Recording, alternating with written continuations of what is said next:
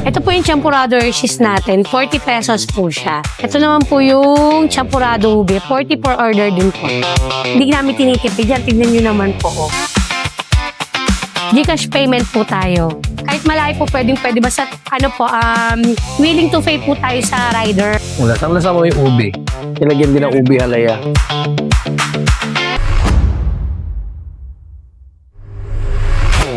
Ngayong araw na to ay may masarap na merienda naman ang ating pupuntahan.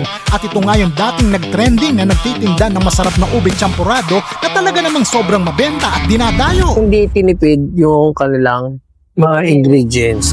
Bukod sa champurado, may mga tinda rin siyang sopas, pansit palabok, maha palitaw, lumpiang sariwa at marami pang iba. Sa mga hindi pa po nakakatikim at gustong tikman, pwede po kayo pumunta rito. Or kung di man po kayo makadayo, pwede po kayo order online. So, ano pa hinihintay natin? At sabay-sabay na nga natin panoorin. Tara na, let's go! Kaya Food Vlog. Kaya Food Vlog.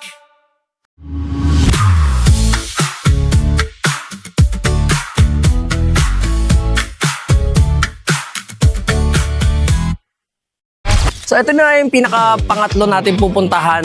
Matatagpuan to dito sa may Landasca, dito sa may dagat-dagatan. Pasok tayo sa loob, tikman natin yung mga nagsasarapang merienda ni Ate Angel.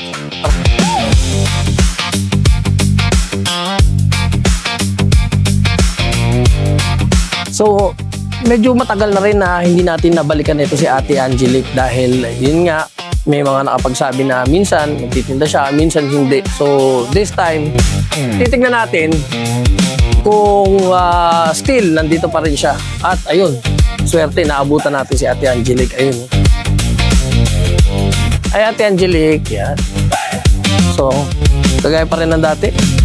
Ube champurado, Hershey's champurado, saka ito kanyang creamy sopas. Ito po yung champurado Hershey's natin. 40 pesos po siya.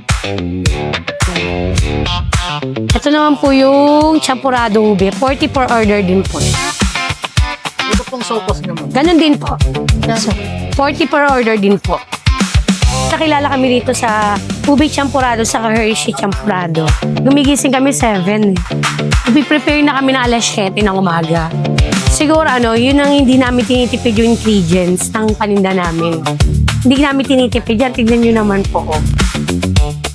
Kahit konting tubo, pag pinagsama-sama, malaki rin. Nag-click kasi siya eh. Bali, may tira kami ng hapon, hindi siya naubos. Tapos, nag-try kami ng sabi namin, try kaya natin i-midnight snack yung champurado, magluto tayo ng panggabi. Tapos yun, pumatok siya hanggang madaling araw. Hanggang sa natikman po nila sa mga online. Sa mga hindi pa po nakakatikim at gustong tikman, pwede po kayo pumunta rito. Or kung di man po kayo makadayo, pwede po kayo order online. Facebook page, Angelique Reyes. Tapos yung page ko naman, Angelique and Jan Online Merienda. Bali po pagka magchat-chat lang po kayo sa page namin or sa Facebook account ko. Mag-send lang po kayo ng order, then Gcash payment po tayo. Kahit malayo po, pwede kayo na po. Meron po tayong Mandaluyong, meron po tayong Taguig. Kahit malayo po, pwede. Basta willing to pay po tayo sa rider. Pwede po kayo mo. Lala Move, Grab, kahit angkas, pwede rin po. Move It, gaya ni Kuya, Move It. Gcash payment po. Kung iba po kasi nagdadalawang isip mag-Gcash payment, gusto nila abono. Pag abono naman po, pwede naman po, basta willing po kayo mag-add sa rider. Pwede naman po. Pwede nyo pong i-pin location po yung Angelique and Jan Online Merienda. Dito po mismo yon sa location po namin. Ang exact location po namin is Block 14, Lot 13, Caloocan. Landasca, Caloocan City.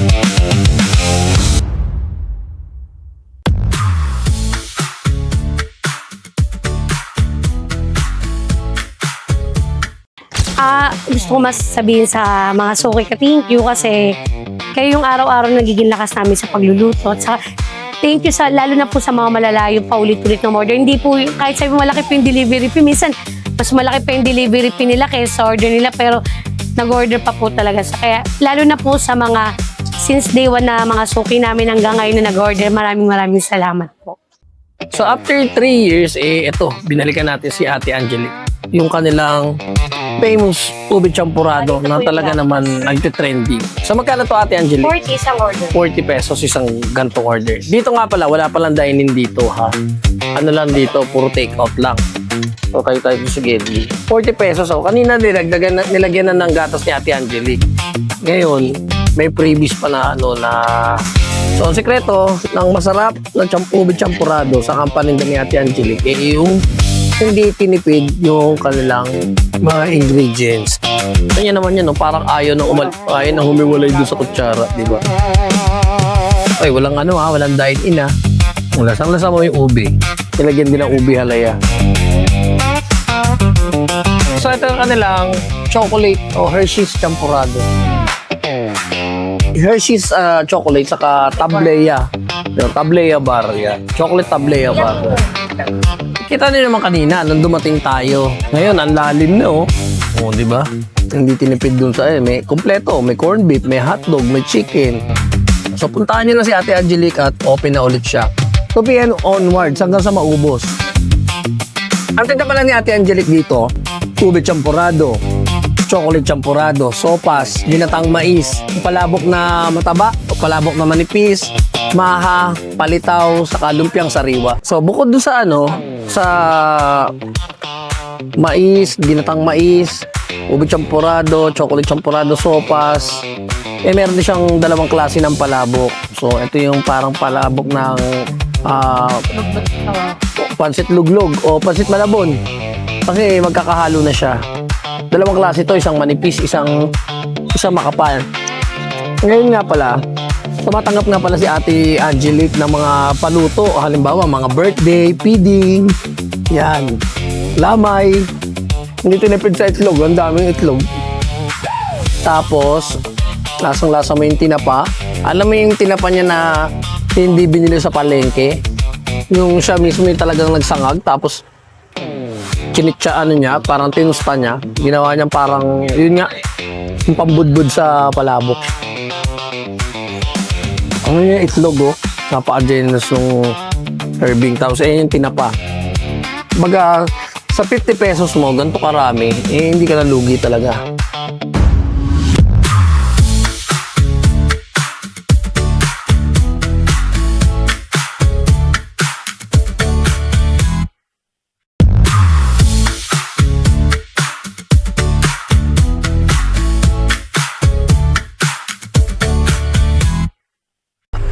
Isa na namang masarap na kainan yung ating pinuntahan dito sa lugar ng Caloocan. Siyempre, ito yung meriendahan ni Ate Angelique. Palagi niyong tatandaan, palagi mag-iingat dahil love kayo ni Tita Angelique at ang Daddy Ray niyo.